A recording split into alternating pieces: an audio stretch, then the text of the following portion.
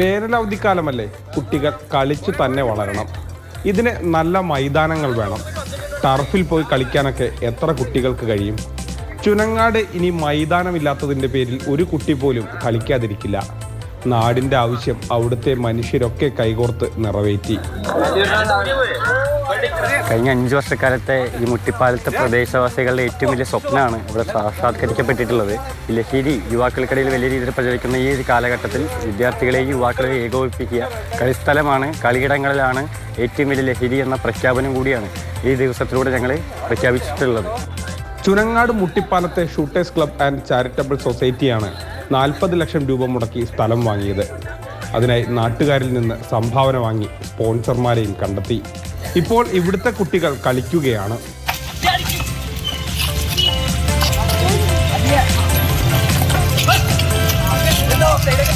ഇവരുടെ ആഗ്രഹം പൂർത്തിയായെന്ന് പറയാൻ കഴിയില്ല.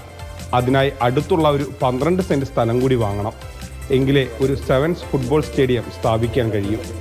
ഇനി അതിനുള്ള ശ്രമമാണ്. മാതൃഭൂമി ന്യൂസ്, പാലക്കാട്.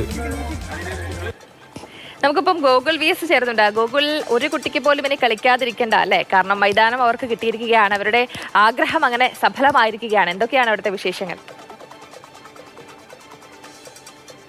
ഞാൻ ഈ വാർത്ത കണ്ടപ്പോൾ ആദ്യം ശ്രദ്ധിച്ചത് ഈ ചുനങ്ങാട്ടുള്ള മനുഷ്യർ അവർ സ്പോർട്സിന് മാത്രം എത്ര പ്രാധാന്യം നൽകുന്നതാണ്. ആ നാട്ടിലെ ഓരോരുത്തരും അതിന് എത്രമാത്രം സംഭാവന നൽകി എന്നുള്ളതാണ്. കാരണം 38 സെന്റ് സ്ഥലമാണ് അവിടെ കളിസ്ഥലമായിട്ട് അവർ വാങ്ങിയത്. അത് 40 ലക്ഷം രൂപ കൊടുത്തു. അപ്പോൾ അത് അവിടുത്തെ പ്രദേശവാസികളിൽ നിന്നും ചില സ്പോൺസർമാരിൽ നിന്നും പിരിച്ചെടുത്താണ്. അപ്പോൾ ഒരു കളിസ്ഥലത്തിന് വേണ്ടി അത്രയധികം രൂപ സംഭാവന നൽകിയ ആ നാട്ടുകാരെ ആദ്യം തന്നെ അഭിനന്ദിക്കുകയാണ്. കാരണം അവർ അങ്ങനെ ഒരു കളിസ്ഥലം അവിടെ ഒരുക്കുന്നതിലൊരു കാര്യമുണ്ട്. കാരണം അവർ കുറേ നാളുകളായി അവിടെ ആ പ്രദേശത്ത് തന്നെ കളിച്ചിരുന്ന് വളർന്നവരാണ്. മനക്കൽപ്പടി മുരുകൻ കോവിലിനടുത്തുള്ള ഒരു സ്ഥലമാണിത്. അവിടെയാണ് അവർ കളിച്ചിരുന്നത്. പക്ഷേ ഈ സ്ഥലം വിൽക്കാനുള്ള ഒരു തീരുമാനത്തിലേക്ക് ആ സ്ഥലം ഉടമ എത്തുകയും അത് വിൽക്കുകയും ചെയ്തു. അപ്പോൾ പെട്ടെന്ന് അവർക്ക് ഈ കളിസ്ഥലം ഇല്ലാത്ത ഒരു സ്ഥിതി വരികയും അങ്ങനെ പ്രതിസന്ധിയില്ല. ഇപ്പോൾ സാധാരണ ഇപ്പോൾ നമ്മുടെ നാട്ടിൽ നഗരങ്ങളിലൊക്കെ ടർഫിൽ പോയി കളിക്കുന്ന കുട്ടികളൊക്കെ കാണാം. പക്ഷേ ആ കുട്ടികൾക്കൊന്നും അങ്ങനെ ടർഫിൽ പോയി സ്ഥിരം കളിക്കാനോ അങ്ങനെയുള്ള സാമ്പത്തിക ശേഷിയൊന്നുമില്ല.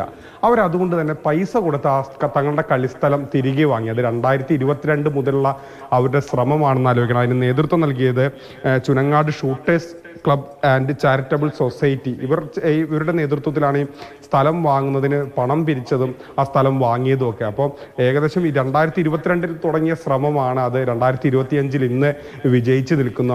അവിടുത്തെ കുട്ടികൾ ഇപ്പോൾ ആ കളിസ്ഥലത്ത് കളിച്ച് വളരുകയാണ്. പക്ഷെ അവരുടെ ലക്ഷ്യം ഇപ്പോഴും പൂർത്തിയായി എന്ന് പറയാൻ കഴിയില്ല. കാരണം അവരടുത്തുള്ള ഒരു 12 സെന്റ് സ്ഥലം കൂടി വാങ്ങണം. കാരണം അവരുടെ ലക്ഷ്യം എന്ന് പറയുന്നത് ഒരു 7's ഫുട്ബോളിന്റെ എല്ലാ സൗകര്യങ്ങളുമുള്ള ഒരു സ്റ്റേഡിയമാണ്. അതൊരുക്കണമെങ്കിൽ ഇനി ഒരു 12 സെന്റ് സ്ഥലം കൂടി വാങ്ങണം. അപ്പോൾ ഇപ്പോൾ എന്തായാലും അവരുടെ സ്വപ്നം ഭാഗികമായെങ്കിലും പൂവണിഞ്ഞു എന്നുള്ളത് നമുക്കും സന്തോഷമുണ്ട്. കാരണം ലഹരിയുടെ പിന്നാലെ കുട്ടികൾ പോകുന്ന ഒരു കാലഘട്ടത്തിലാണ് കളിസ്ഥലങ്ങൾ ഒരുക്കി അവരെ അതിലേക്ക് ആകർഷിക്കുന്നത്. അതെന്തായാലും വളരെ നല്ലൊരു ശ്രമം തന്നെയാണ്. അതിനിയും മുന്നോട്ട് പോവുക തന്നെ വേണം.